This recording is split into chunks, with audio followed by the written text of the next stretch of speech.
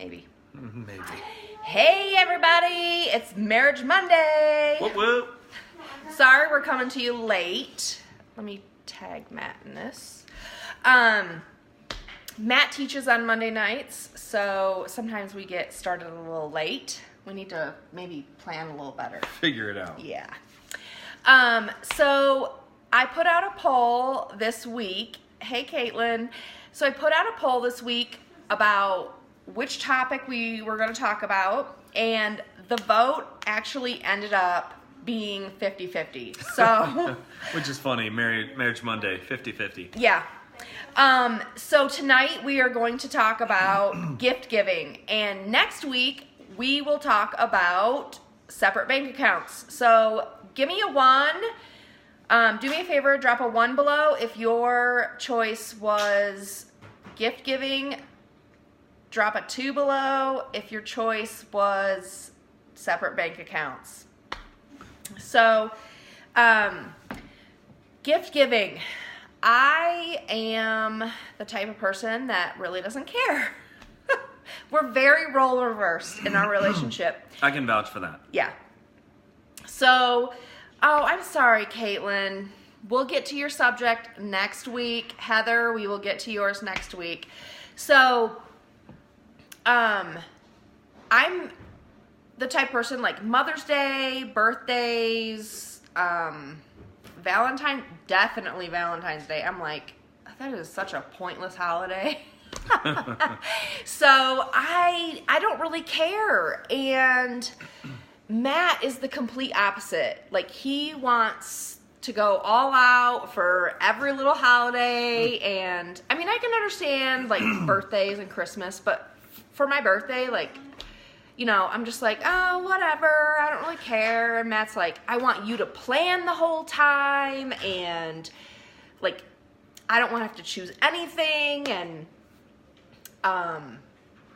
you're making me sound like a real sissy right now. He's a romantic. I can't help it. And I'm the complete opposite. opposite. I'm not ashamed. I totally love everything about like the gift is like hidden inside of the gift. I'm all for that. Like it's the effort that you put towards it. And I mean, I like to give gifts like that. Yeah. The key for me is, and we were talking about this for some time, but it's really about how I was raised too. You know, gift giving was a big deal in my household growing up. You know, my dad loved to plan surprises for my mom. My mom loves to surprise, you know, my dad.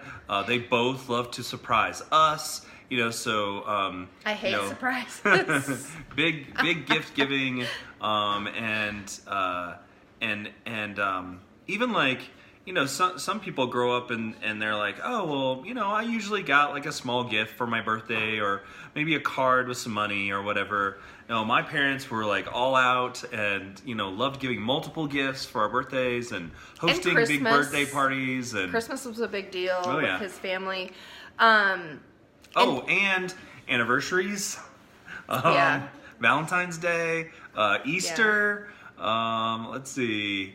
We didn't really do anything for St. Patty's, but... See, and like my family, we did, like, it was all child focused. It wasn't like spouse focused. And so, and I know that Matt grew up in a different house where like family values, or whatever you want to call them, but where it was very like your mom and dad both got each other something. And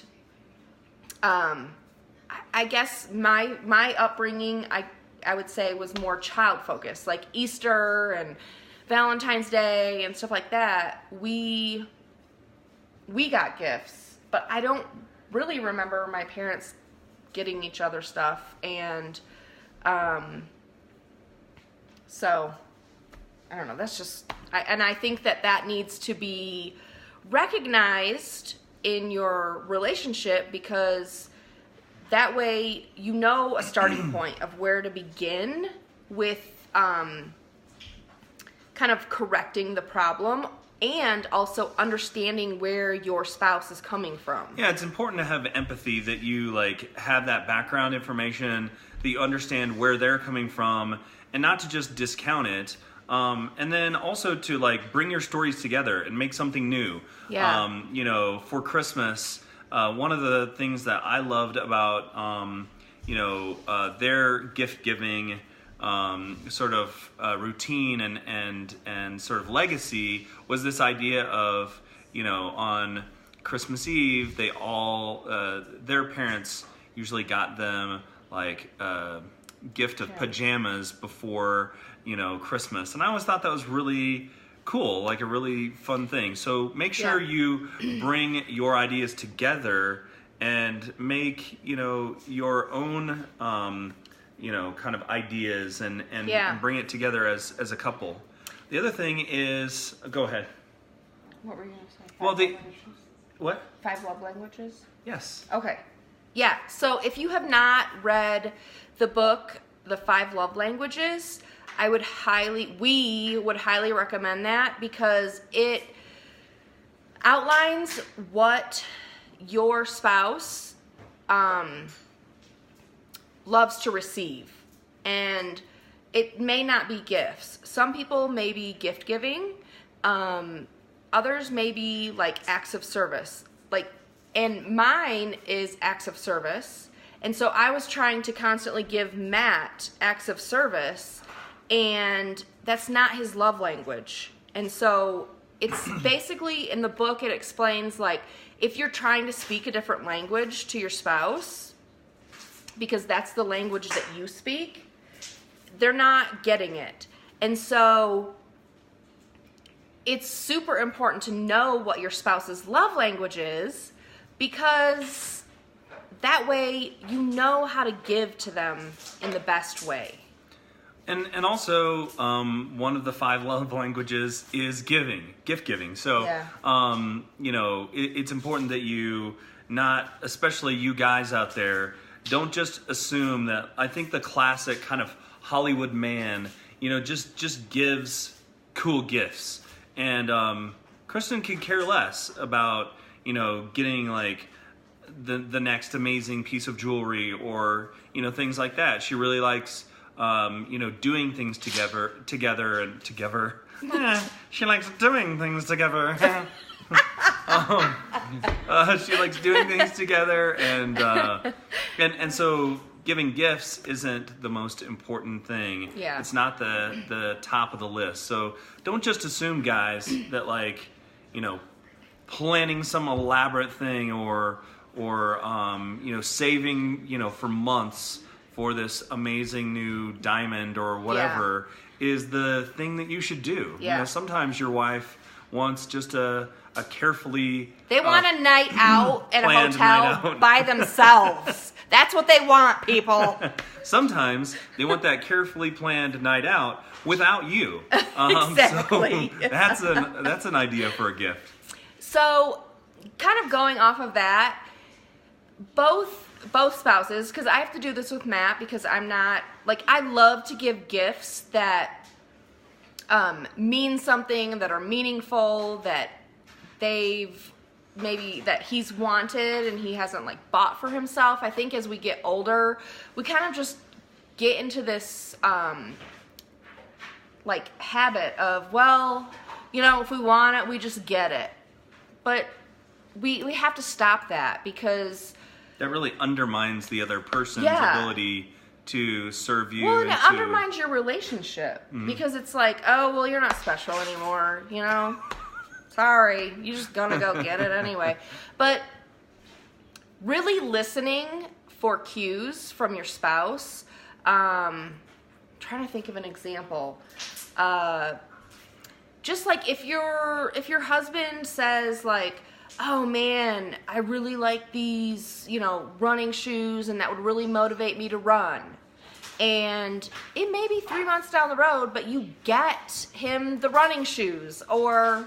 And then another thing you can do is you can really set up your spouse for success. So for example, I have a just like a bookmark folder inside of our browser. Yeah. That like when I find the things that I like, I just bookmark them and just like, because it isn't necessarily something I remember to tell her about, but I basically bought all of Matt's Christmas gifts off of that bookmark. It's true.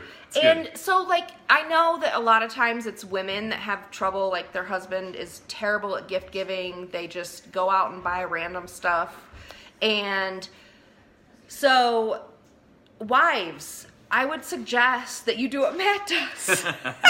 I've got all of the role reversed recommendations here. So bookmark stuff that you want or that you Set see. your husband up for success. Yes. Don't definitely. just assume. Don't make it a relationship test. It's not a relationship test. Your husband wants to get you something awesome. He's just a dum-dum. So help him. Just give him a list, and make that list something that you're collecting all the time. Yeah, for sure. So don't make it a relationship test. Don't base your relationship on the gifts that you're given. Set your spouse up for success and read the 5 love languages. Those are our 3 tips for tonight. Thank you so much for everybody who joined us. We appreciate it. Hope you got value out of it. And we will see you guys next Monday. Bye. To talk about finances and like separate bank accounts and all that jazz.